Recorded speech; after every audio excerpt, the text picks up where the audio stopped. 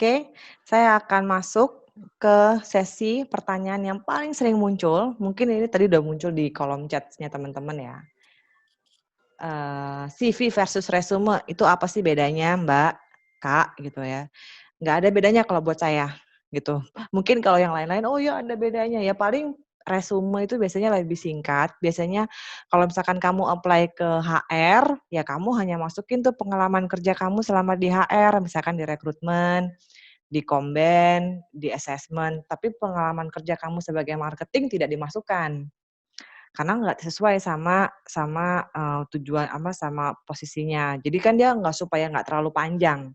Kalau CV itu memang lebih ke mana ya, informasinya panjang sampai certification, publication, masukin. Apalagi kalau misalkan kalian apply jadi dosen ya. Jadi dosen semakin panjang, semakin banyak, bukti-bukti kalian sudah pernah publikasi, pernah ikut conference gitu kan, otomatis kan kayaknya nggak dua halaman tuh, bisa lebih gitu kan ya. Nah itu bedanya CV sama resume, ya. Mana yang mau dikirim terserah, yang penting tadi relevan sama posisi yang kalian kirim, kemudian layout-nya yang bagus. Saya pernah dapat juga sih CV, dia mentang-mentang anak desain, dia kasih tuh, desainnya bagus banget, tapi ternyata setelah kita tilik kontennya nggak ada yang kita cari, gitu. CV itu bagusnya bahasa Inggris apa bahasa Indonesia sih, Mbak? Gitu. Mmm Oke, sebenarnya apapun bahasanya terserah, yang penting bahasanya konsisten, ya. Tapi kalau saran saya, kalau kalian apply di perusahaan multinational company, perusahaan luar, franchise, ya pakai bahasa Inggris aja. Apalagi kalau di job requirements-nya udah bilang fluent in English gitu. Nah itu sebenarnya udah salah satu screening juga kalau bahasa Inggris kalian bagus apa enggak di CV. Tapi kalau nggak ada seperti itu pakai bahasa Indonesia juga silakan. Yang penting tadi detail, yang penting konsisten penggunaan bahasanya. Berarti kalau bahasa Indonesia itu lebih susah loh, EYD-nya lebih susah loh daripada bahasa Inggris. Itu harus benar. Kemudian, perlu masukin GPA tadi udah aku jelasin ya, masukin GPA kalau misalkan GPA-nya kalau misalkan kalian fresh grade sebaiknya dimasukkan.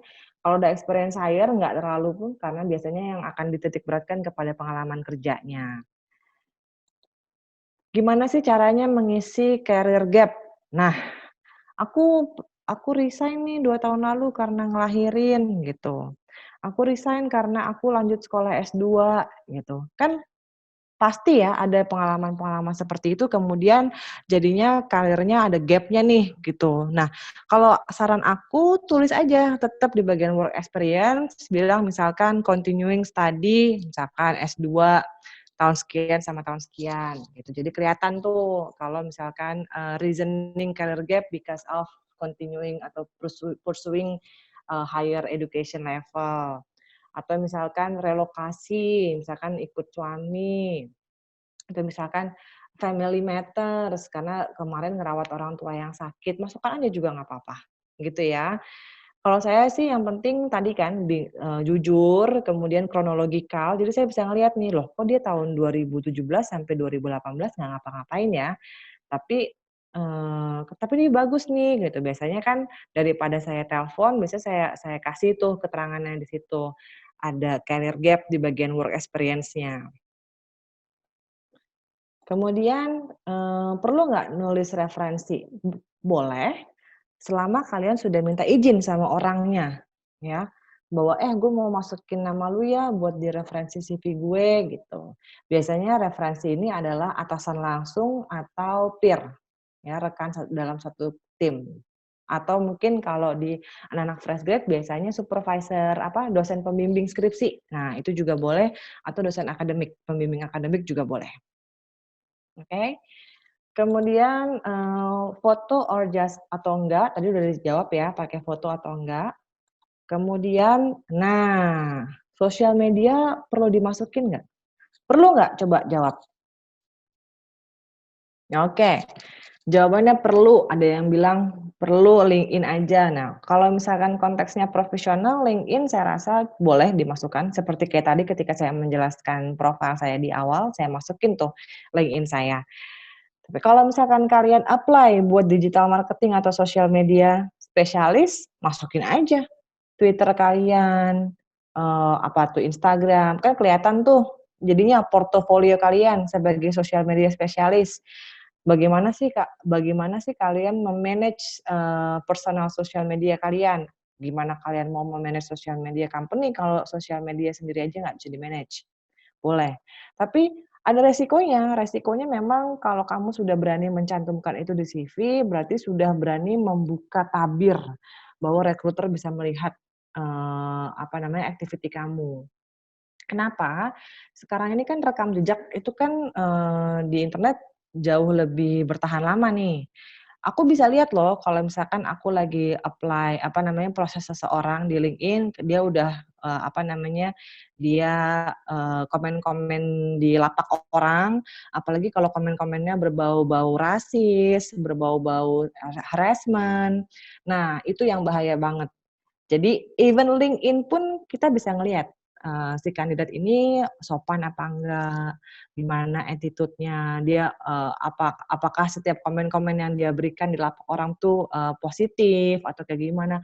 Ada loh yang suka ngegodain, kelihatan. Jadi kalian mesti hati-hati, kalau misalkan kalian pakai sosial media dan dicantumkan ke CV, berarti kalian harus sudah siap untuk dikulitin sama rekruternya, dibaca profilnya. Nah, ini juga menjadi pelajaran penting buat teman-teman supaya berbijak dalam melakukan sosial media, apalagi yang lagi jadi job seeker nih. Kalau misalkan isinya maki-maki, apa namanya, berkeluh kesah tentang politik, tentang, hal-hal yang sensitif ya, seperti mengandung SARA, pasti akan menjadi pertimbangan tuh, karena, itu kan sebenarnya behavior-behavior yang, udah kelihatan muncul potensi-potensinya. Nah, yang kayak gitu sebaiknya hati-hati, tapi kalau mau dimasukin boleh, tapi kalau misalkan dimasukin ketahui resikonya, ya. Oke, kalau untuk di era digital seperti sekarang, perlu. Saya setuju banget sama Mas Hardi. Kenapa? Saya juga pernah diminta sama klien saya buat, "Mbak, saya mau, Mbak cekin profil Facebook atau Instagram-nya. Saya nggak mau dapetin orang yang mulutnya lemes, yang dikit-dikit curhat." Karena apa? Karena pekerjaan kita berhubungan sama integrity, berhubungan sama confidentiality. Kalau misalkan kita dapat karyawan yang dikit-dikit curhat di Instagram story, dikit-dikit curhat di Facebook, wall, saya nggak mau. Oke, saya lakukan itu walaupun itu menambah beban pekerjaan saya sebagai recruiter. Tapi, ada beberapa company, apalagi yang mungkin berhubungan sama pemerintah ya, berhubungan sama image, misalkan NGO yang seperti itu. Kalau misalkan saya mau orang yang, eee, dia punya jiwa sosial tinggi. Kalau misalkan kamu ngelihat kegiatannya dia suka bersosialisasi, suka bikin, apa namanya, penggalangan, kegiatan, nah itu menjadi nilai lebih. Kelihatanlah gitu. Sekian, dari aku, ini ada satu quotes, yang penting preparations ya, karena kan CV ini menjadi peluru atau menjadi tools kalian yang pertama untuk bisa mem-branding dan memantaskan diri kalian, gitu. Itu aja sih, teman-teman,